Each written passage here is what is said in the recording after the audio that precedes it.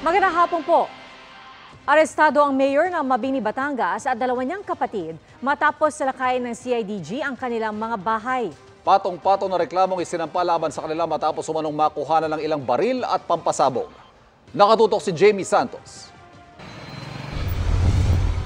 Bit-bit ang search warrant, inaresto ng Criminal Investigation and Detection Group NCR si Mabini, Batangas Mayor Nilo Villanueva. Pasado alas 4:30 kaninang madaling araw sa bahay nito sa Villanueva Compound, Sitio Silangan, Barangay Santo Tomas, Mabini, Batangas.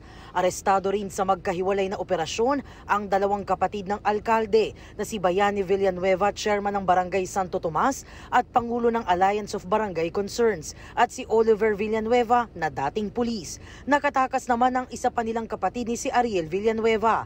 Nasamsam sa kanila ang iba't ibang uri ng mga baril at bala. Dinala ang mga suspect sa Camp Crame sa Quezon City.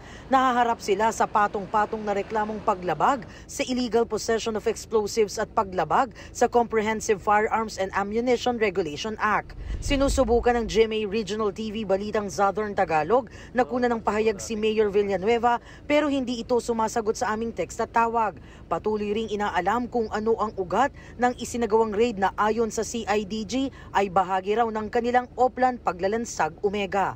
Para sa GMA Integrated News, Jamie Santos, nakatutok 24 oras. Patay ang isang kapitan ng barangay sa Norsagaray, Bulacan matapos pagbabarilin ng hindi pa nakikilalang salarin. Blanco sa posibleng motibo sa pagpatay ang mga kaanak dahil wala naman daw nababanggit na kaaway ang biktima. Nakatutok si Nico Wahe. Ilang metro na lang sana, bahay na ni Marcelino Punzal sa Barangay Partida, Norsagaray, Bulacan. Pero hindi na siya nakauwi. Si Punzal na chairman ng kalapit na barangay Bangkal, pinagbabaril mag-aalas 8 ang gabi. Dead on the spot si Punzal. Kita ang tama ng mga bala ng baril sa bintana at iba pang bahagi ng sasakyan ni Punzal. Ayon kay Manuel Salvador, sekretary ng barangay, galing sa isang salo-salo ang biktima kasama ang kanyang mga kagawad. Wala raw nababanggit sa kanila si Punzal na may kagalit ito. Wala namang nababanggit na mga problema. Dahil ako lang lagi araw-araw kasama nun eh. Sa aming barangay, halos lahat natulungan. Kaya napakainam na tao, na kapitan. Maging ang kanyang mga kaanak, blanco sa motibo ng pagpatay. Masakit po para sa amin yung pangyayari sa aking magulang dahil humantong sa itong pagkakataon. Tatakbo sana ulit sa darating na barangay and SK election si Punzal. Ayon sa pulisya, hindi pa nila masabi kung may kinalaman sa politika ang pamamaslang. Nakausap na po natin yung anak, kapatid. Wala naman po silang nababanggit na nakaaway ni Kap. Initial pa lang po yon. Lalaliman pa po natin ang pagkoconduct natin ng investigation. Para sa GMA Integrated News, Nico Wahe, nakatutok 24 oras. May rollback sa petrolyo sa darating na Martes. Sa tansya ng isang oil industry source, 20 hanggang 60 centavos kada litro mababawas sa presyo ng gasolina. Posibleng walang pagbabago o kaya mababawasan lang hanggang 30 centavos ang kada litro naman ng diesel. Ang estimate ng Oil Industry Management Bureau ng Energy Department, 30 hanggang 60 centavos kada litro ang posibleng rollback sa gasolina, habang 30 to 50 centavos kada litro naman sa diesel. Nais po ng Office of the Civil Defense na gawing National Park ang mga permanent danger zone ng mga bulkan gaya ng Mayon para hindi natirhan. Pero tuto po dyan ang ilang taga-albay at ang latest sa Mayon, sa live na pagtutok ni Jessie Cruzat ng GMA Regional TV, Balitang Bicolania. Jessie?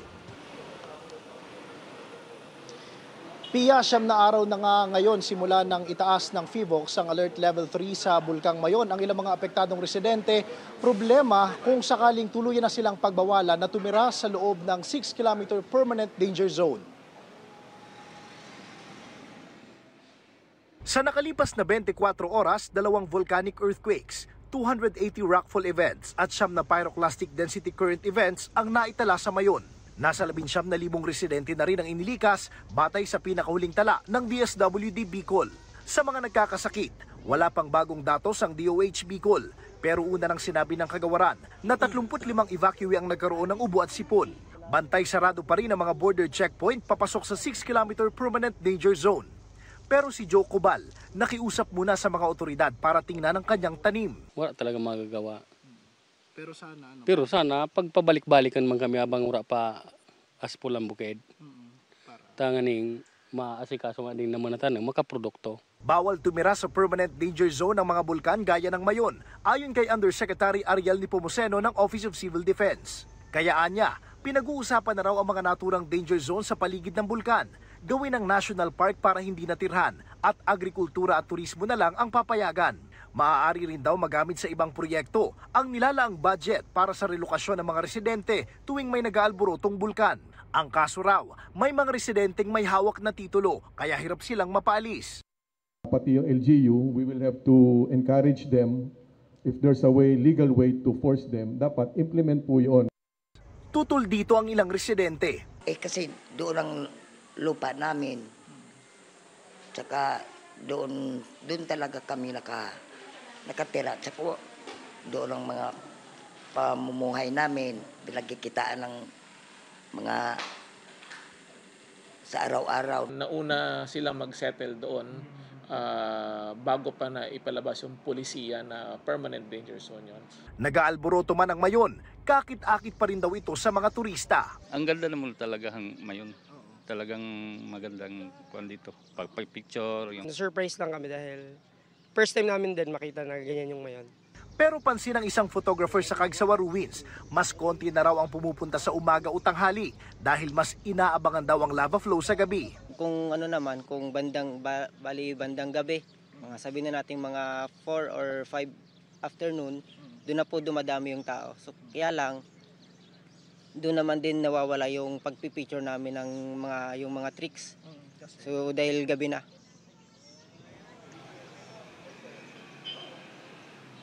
Pia, dahil nga may mga nai-report ng cashfall sa ilang lugar o ilang bayan dito sa lalawigan ng Albay, bagamat ayon sa FIVOX, manipis lamang ito, ang panawagan ngayon ng Department of Health sa mga apektadong residente, magpasiguro pa rin sa pagsusuot ng face mask para maiwasan ang pagkakaroon ng sakit. At yan muna ang latest mula rito sa Legazpi City, Albay. Balik sa inyo. Mag-ingat kayo at maraming salamat, Jessie Cruzat ng GMA Regional TV, Balitang Bicolandia. Mahigit 20 volcanic earthquakes ang naitala sa Bulkang Taal na nasa Alert Level 1 pa rin. Ayon sa FIVOX, kabilang dito ang 15 volcanic tremors. May malakas sa pagsingaw ng mainit na tubig mula sa bunganga nito na may taas sa 1,800 meters. Ang Bulkang Canlaon naman na nasa Alert Level 1 din, nagtala ng 2 volcanic earthquakes. Matapos ang halos 4 na buwan, wala nang langis na tumatagas mula sa lumubog na MT Princess Empress sa Oriental Mindoro. At nakatuto, si Mav Gonzalez. Matapos lumubog ang MT Princess Empress sa Nauhan, Oriental Mindoro noong Pebrero, inanunsyo ngayon ng Philippine Coast Guard na tapos na ang oil spill recovery operation.